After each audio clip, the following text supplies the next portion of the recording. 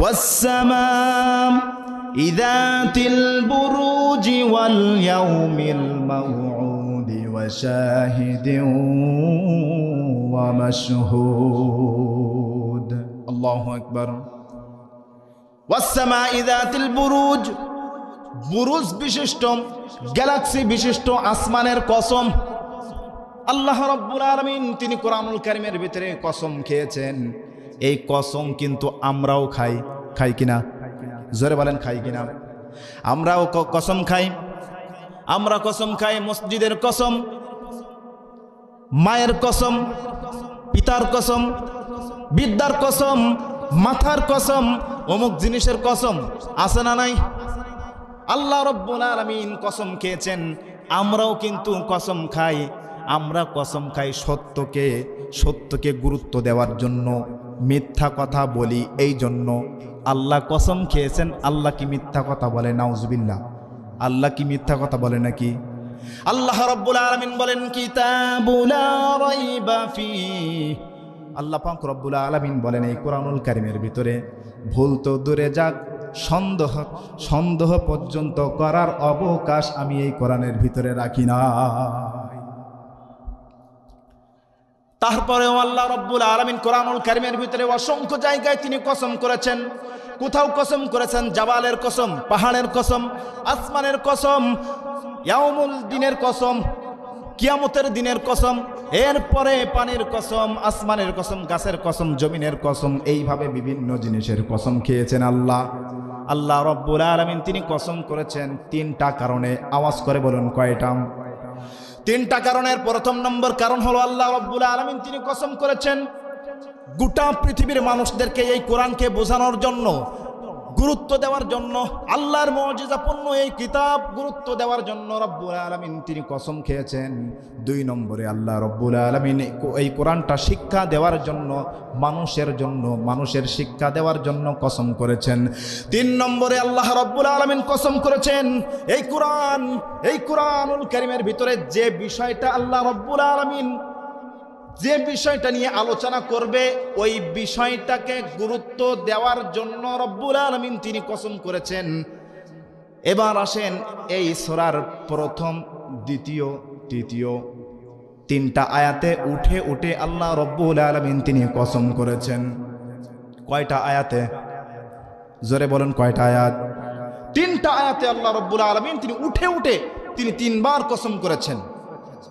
এরপরে চতুর্থ নম্বর আয়াত থেকে আল্লাহ রব্বুল আলামিন চমৎকার একটা ঘটনা তিনি বর্ণনা করতেছেন। এই ঘটনা যিনি বর্ণনা করতেছেন তিনি কে? এ কি আপনাদের মসজিদের ইমাম সাহেব, খতিব সাহেব? এ কি মৌলানা মুস্তাকিম বিল্লাহ? এ কি মৌলানা জিয়াউল ইসলাম যুক্তিবাদী সাহেব? বর্ণনা করতেছেন যিনি, তিনি কে? চতুর্থ নম্বর আয়াত থেকে আল্লাহ রব্বুল আলামিন একটা চমৎকার ঘটনা তিনি বর্ণনা করতেছেন। সুবহানাল্লাহ। কোরআনে কিসসা আছে না নাই? জোরে বলেন আছে না নাই? আল্লাহর কিসসা কি সাধারণ কিসসা নাকি মানুষের কিসসা? সাধারণ নাকি? সাধারণ, অসাধারণ। আল্লাহ পাক রব্বুল আলামিন যে কিসসা কাহিনী যে ধরবে চতুর্থ নম্বর আয়াত থেকে, এটা গোটা পৃথিবীর মানুষের জন্য বোঝার জন্য আল্লাহ রব্বুল আলামিন এই সূরা বুরুজের ভিতরে তিনি কসম করেছেন। সুবহানাল্লাহ। মুসলমান ভাইরা আমার, প্রথম নম্বর আয়াতে আল্লাহ রব্বুল আলামিন তিনি বিজ্ঞান নিয়ে তিনি কসম করতেছেন। ওয়াস-সামাই যাতিল বুরুজ, বুরুজ বিশিষ্ট, গ্যালাক্সি বিশিষ্ট সেই আসমানের কসম। গ্যালাক্সি সম্পর্কে আপনি যদি ধারণা নিতে চান, বিজ্ঞান বলতেছে তোমার অবস্থান কোথায় এইটা আগে জানতে হবে। গোটা পৃথিবীর ভিতরে 228টি রাষ্ট্র আছে। আওয়াজ করে বলুন কয়টা রাষ্ট্র? জোরে বলেন কয়টা রাষ্ট্র? 228টি রাষ্ট্রের একটা রাষ্ট্র বাংলাদেশ। বাংলাদেশের এই 56,000 বর্গ মাইলের বাংলাদেশের আপনি দক্ষিণ পশ্চিম অঞ্চল সাতক্ষীরা জেলার আশাশুনি থানার কাপসান্ডা এলাকার ভিতরে আপনি বসে আছেন। এরপরে আপনি তাকিয়ে দেখুন 56,000 বর্গ মাইলের বাংলাদেশ ছাড়া আপনি পাশের রাষ্ট্রের ভারতের দিকে তাকিয়ে দেখুন, বাংলাদেশ ছাড়া প্রায় 30 গুণ বড় ভারত। এরপরে বাংলাদেশ ছাড়া আপনি কানাডার দিকে তাকিয়ে দেখুন, বাংলাদেশ ছাড়া 60 গুণ বড়। এরপরে এরপরে আপনি আমেরিকার দিকে তাকিয়ে দেখুন, এই বাংলাদেশ ছাড়া 100 গুণ বড়। এরপরে গোটা পৃথিবীর ভিতরে সব থেকে আয়তনের দিক থেকে যে দেশটা বড় সেটা হলো রাশিয়া। এই রাশিয়া বাংলাদেশ ছাড়া 160 গুণ বড়। জোরে জোরে বলুন সুবহানাল্লাহ। বাংলাদেশ ছাড়া 160 গুণ বড়। এমন করে 228টি রাষ্ট্র আছে। ভূগোল বিজ্ঞান তারা গবেষণা করে দেখে বলতেছে যে এই পৃথিবীর ভিতরে 4 ভাগের 3 ভাগ পানির ভিতরে আর 1 ভাগ মাটি। 1 ভাগ মাটির ভিতরে 228টি রাষ্ট্র আছে, আর 3 ভাগ হলো পানির ভিতরে। প্রশান্ত মহাসাগরের দিকে আপনি তাকিয়ে দেখুন, 16,57,60,000 বর্গ কিলোমিটার। এরপরে আপনি আটলান্টিক মহাসাগরের দিকে তাকিয়ে দেখুন, 8,24,00,000 বর্গ মাইল দীর্ঘ। এইভাবে করে 7টি মহাসাগর আছে, এরপরে 7টি সাগর, এরপরে অসংখ্য সাগর, নদী, নালা, খাল, বিল, পুকুর, পুষ্কুনি আছে না নাই? জোরে বলেন আছে না নাই? এরপরে পৃথিবী। এই পৃথিবীটা আল্লাহ পাক রব্বুল আলামিন বাঁচিয়ে রেখেছেন সূর্যের তাপ দিয়ে। এই সূর্যটা আমাদের পৃথিবী থেকে 9,30,00,000 মাইল দূরে। সুবহানাল্লাহ বললেন না? আলোর গতি হলো সেকেন্ডে 1,86,000 মাইল। সূর্যের আলো পৃথিবীর ভিতরে আসতে 8 মিনিট 10 সেকেন্ড সময় লাগে। কয় মিনিট? 8 মিনিট 10 সেকেন্ড সময় লাগে পৃথিবীর জমিনে আসতে সূর্যের তাপ। এই সূর্যের তাপের ভিতরে সূর্যের আলোটা পৃথিবীর ভিতরে আসে। কিভাবে আসে? এই সূর্যের তাপ এবং আলো দিয়ে আল্লাহ পাক রব্বুল আলামিন গোটা পৃথিবীর মানুষ, গোটা পৃথিবীর যতগুলো পশু পাখি গাছ গাছালি আছে প্রত্যেককে আল্লাহ পাক রব্বুল আলামিন এই নিয়ামত দিয়ে আমাদেরকে বাঁচিয়ে রেখেছেন। মুসলমান ভাইরা আমার, গভীর মনোযোগ দিয়ে শুনতে হবে। আমরা যে আমাদের সামনে একটা লাইট জ্বলতেছে, এই লাইটটার পাওয়ার আমরা ধরে নিলাম 100 ভোল্ট, 100 পাওয়ার আছে। কিন্তু আজকের বিজ্ঞান তারা বলতেছে লাইটে যেমন পাওয়ার আছে সূর্যেরও তেমন পাওয়ার আছে। এই সূর্যের ভিতরে পাওয়ার দেওয়া হয়েছে, আল্লাহ রব্বুল আলামিন পাওয়ার দিয়েছেন 1,40,00,000 ডিগ্রি সেলসিয়াস তাপমাত্রা। বলেন সুবহানাল্লাহ। 1,40,00,000 ডিগ্রি সেলসিয়াস। এবার আপনাদের কাছে একটা প্রশ্ন করি, বলেন তো দেখি, পৃথিবীর ভিতরে সবথেকে গুরুত্বপূর্ণ, সবথেকে শক্তিশালী যে বস্তুটা আল্লাহ রব্বুল আলামিন নাজিল করেছেন সেই জিনিসটা কি জানেন আপনারা? জানেন না, কেউই জানেন না। আল্লাহ পাক রব্বুল আলামিন যে জিনিসটা পৃথিবীর ভিতরে সবথেকে শক্তিশালী করে সৃষ্টি করেছেন, নাজিল করেছেন, সেই জিনিসটা হলো লোহা। সেই জিনিসটার নাম কি? জোরে বলেন, সেই জিনিসটার নাম কি? আমরা এই লোহা ছাড়া পৃথিবীর ভিতরে কিছু হয়? জোরে বলেন হয়? পৃথিবীর ভিতরে লোহা ছাড়া কিছুই হয় না।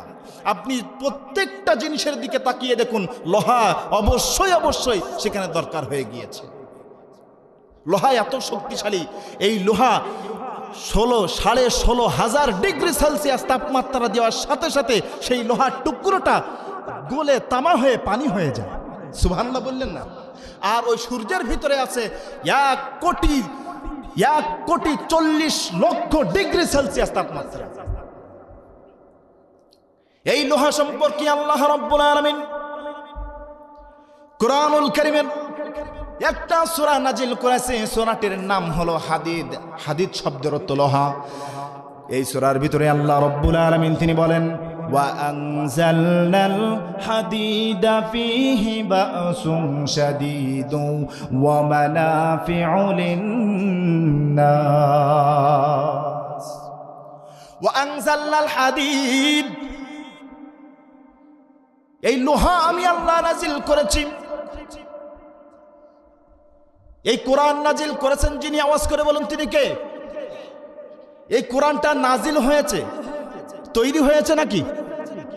নাজিল করেছেন যিনি তিনি কে?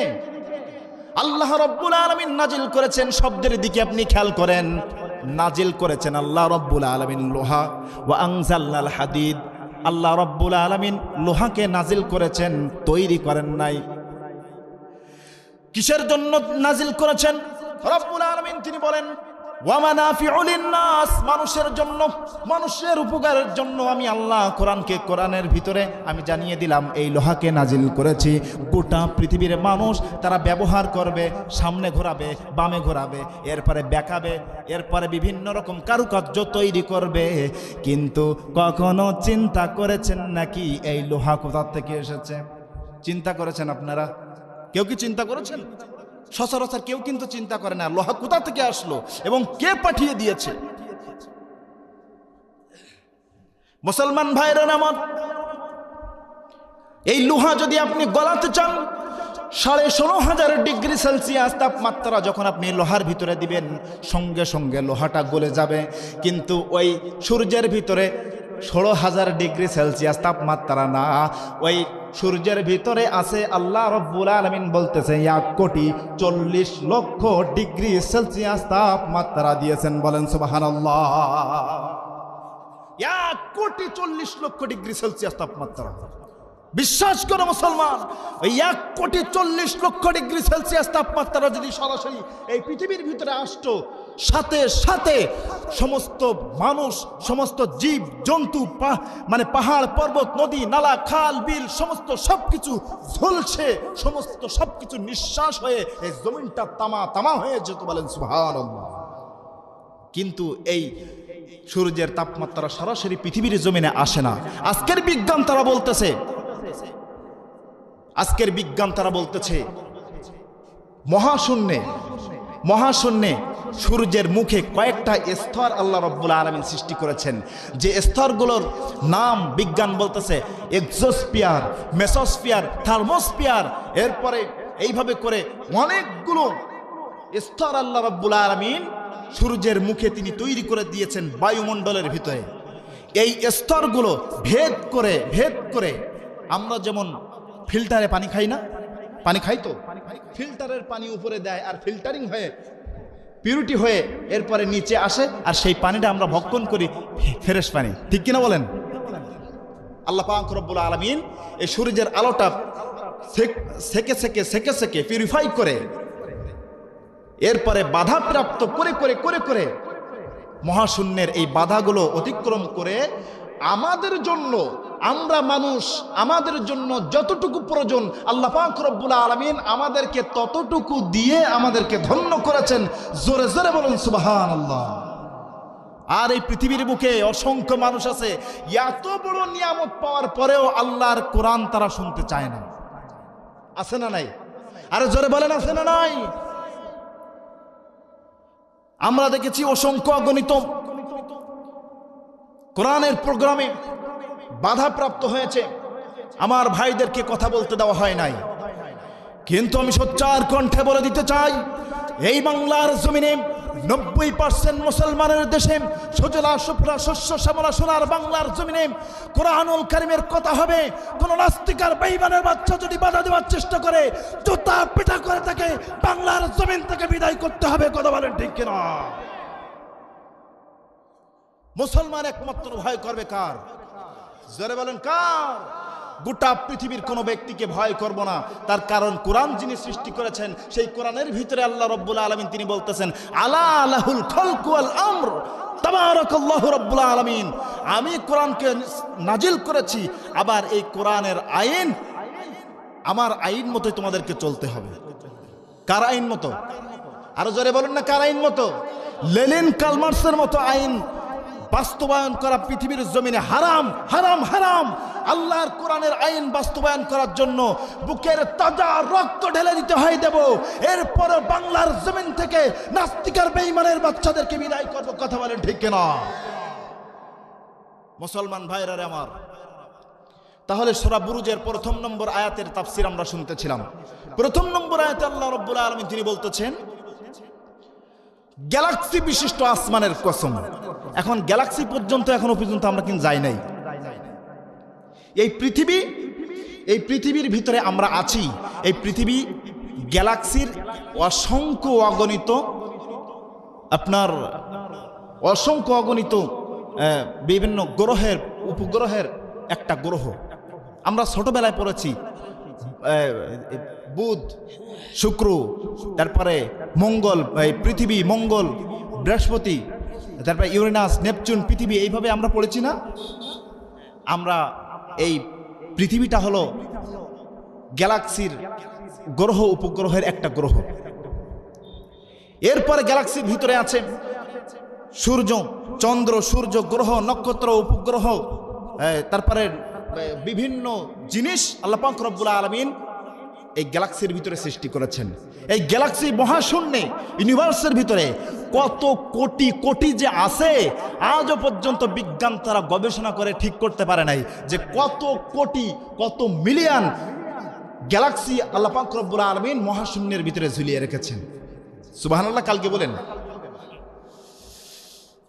সম্মানিত উপস্থিতি, এরপরে মহাশূন্য, এরপরে আল্লাহর আসমান, প্রথম আসমান, দ্বিতীয় আসমান, চতুর্থ আসমান, আল্লাহর আরশে আজিম।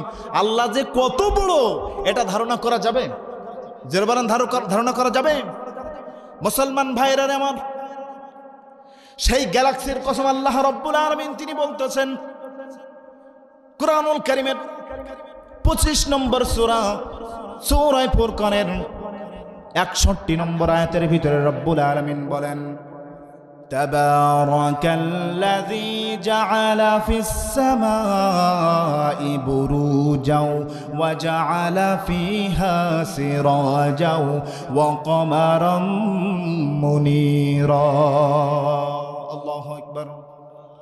রব্বুল আলামিন বলেন, বরকতময় সেই মহান সত্তা যিনি বিশাল আসমান সৃষ্টি করেছেন, আসমানের ভেতরে গ্যালাক্সি সৃষ্টি করেছেন, আর আমাদের জন্য সূর্যকে তেজোদ্দীপ্ত বাতি আর আমাদের জন্য চন্দ্রকে দীপ্তমান করে দিয়েছেন। বলেন সুবহানাল্লাহ।